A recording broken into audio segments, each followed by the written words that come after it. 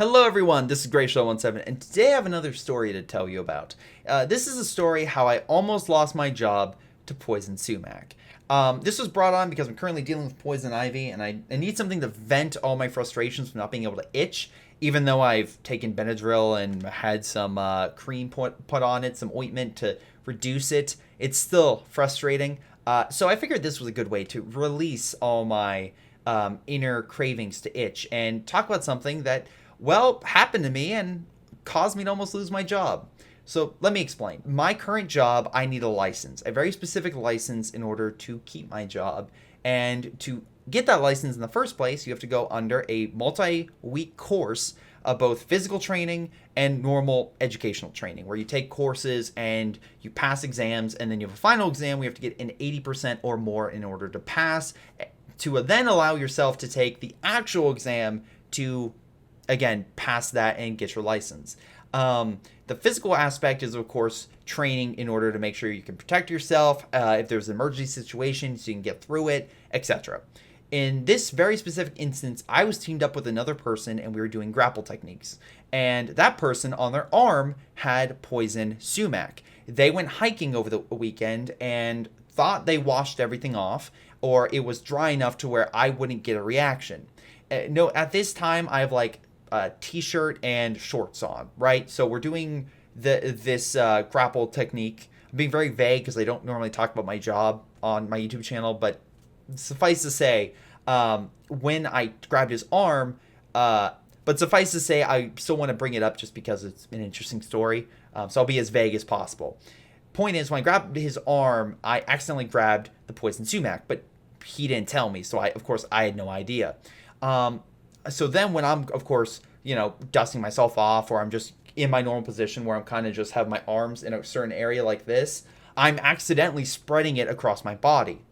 Also, the collar to wear the uniform I need to wear is sort of itchy because you need it pressed, and the material I used for it would typically make my neck a little itchy from it, so I would scratch my neck, not knowing that I'm spreading the poison sumac across my body. So that day there was an exam. So I'm just itching my neck, and I'm noticing over the course it's getting itchier and itchier. So then I'm like, okay, I need to stop and prevent myself from constantly doing that. Once I'm done with the exam, someone makes a mention like your neck looks a little red. I look in the mirror, I'm like, it's a little red, but maybe it's just because of the material I used to clean my jacket or clean my uniform and make sure everything looks nice. It's probably just irritating my skin. That's probably it. Drive home, I notice that my neck is still a bit itchy, and now my arm is starting to get a little itchy, but I'm like, okay, hopefully it's not that bad. So I get home, I take off everything from my uniform, my undershirt, all this stuff, and I realize that my arms and my body, probably 50% of my arms and my chest / down to my stomach, including my waist, all are covered in rashes. And I'm sitting there like, okay, this is bad. So I tell my brother. He immediately sees this and is like, you need to go to like one of those emergency clinics, something like that, because something is wrong. And I'm sitting there like, yeah, probably. So I end up driving there, and I walk in and I explain. And from when I changed to when I finally get there, they tell me to take off my shirt. I do. And it has spread further. I would say it's now covering 75% of my arms, my neck, a little bit of my face, my body, being my back and my chest and my stomach, and then also now starting to go on my legs. And it's definitely spread in my crotch area, unfortunately. So they're like, okay, we're going to run some tests. There's something going on. And I'm like, yeah, no duh. So they do some tests, and one of which they hook me up to like this heart rate monitor, and they notice something. So then they hook me up to an EKG machine, and they're like, okay, so you're having some sort of allergic reaction. We don't know what it's from, but what we can say is your heart rate is out of rhythm with how a normal heart rate should be. So there's some type of offbeat, like what I don't know what you would call it, but my heart rate's not normal. So we're sending you to the ER immediately. And I'm like, oh God, where's the ER? This is my first time, by the way, going to the ER ever, in terms of like me going there myself. Usually I normally wouldn't have to deal with an ER. I would just go to my local doctor and deal with stuff. So I'm like, all right, where's this ER? Where do I go? And they're like, it's actually across the street. I'm like, oh, well, that's helpful. So I drive over there, and they're like, yeah, you're fine enough to drive. By the way, when I walk into the ER, I'm like 90% covered in rashes at this point. And I'm like, and it's somewhat itchy, not as much as you would expect. But I'm like, hello, I have this from this other place, and they're telling me I should be admitted. So like, okay, sir, here, let's grab your insurance, take a seat. 5 minutes later, they put me on a stretcher and just wheel me over. I'm like, okay. I mean, like, I can still walk, but I mean, just in case, right? So they're doing all these checks and all this stuff, and they're like, they're taking off my shirt, put me in a gown. They realize that most of my body's now covered in this rash, and they're like, oh my god, okay, give him emergency steroids or some type of treatment. So they give me that, and slowly but surely they notice the rash is decreasing, and they're like, okay. They pump me full of fluids, I believe, and have like watch me for a couple hours, and they're like, okay, you're okay. Let's check your heart rate. Your heart rate is returning to normal. All right, they're like, okay, that's good.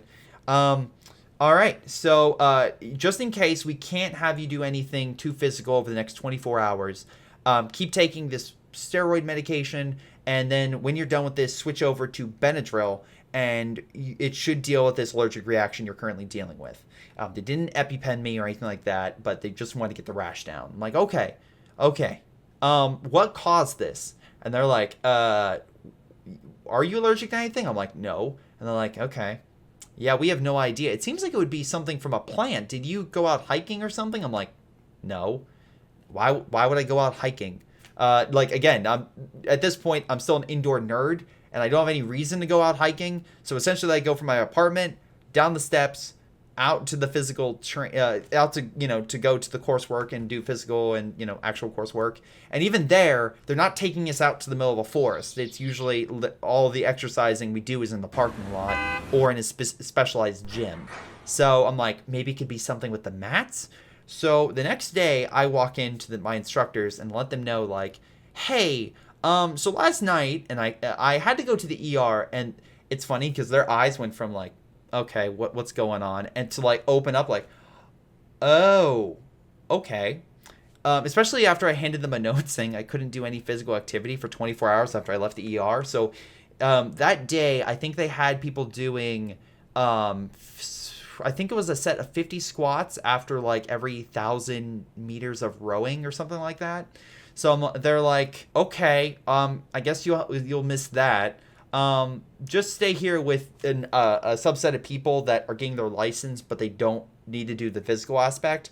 You stay here with them, and we'll also make sure the mats are cleaned and all this stuff, so that way no one else has reaction.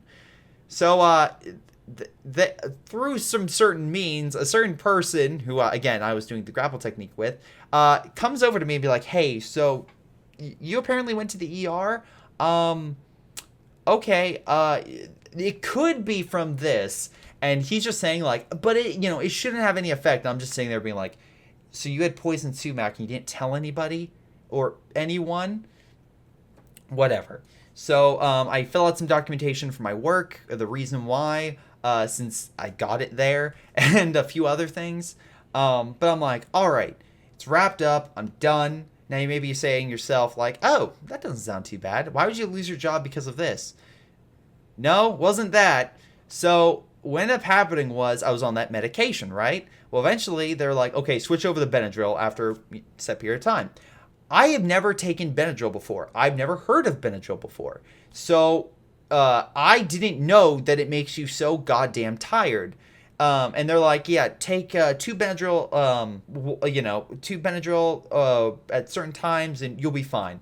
So I take 2 Benadryl right before the final exam. And so I am so exhausted and tired because of this medication that I am dozing off during the most important exam, all because I'm like, all right, I'm still itchy. I still have these rashes. Let me take the Benadryl to stop that.